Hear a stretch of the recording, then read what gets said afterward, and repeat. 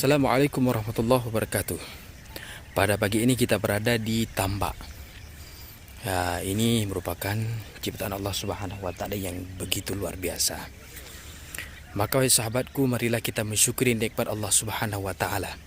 Di saat kita bangun pagi, kita langsung menghirup udara yang begitu segar.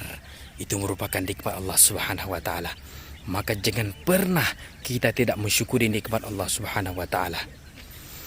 Sahabatku yang dimuliakan Allah Subhanahu wa taala, marilah kita melihat dunia itu ke bawah dan kita lihat akhirat itu ke atas. Itulah kunci kehidupan kita di dunia ini. Di saat kita melihat tambak yang luar biasa ini merupakan milik kawan kita. Jadi jangan pernah kita iri dengan tambak yang luar biasa ini, yang luas luar biasa ini. Maka di saat kita melihat teman kita yang beribadahnya tanpa henti-hentinya, dia selalu ibadah kepada Allah, dia selalu mengingat Allah Subhanahu wa taala, maka itu yang harus kita iri. Yang mananya kita kenapa tidak bisa mengerjakan seperti teman kita beribadah.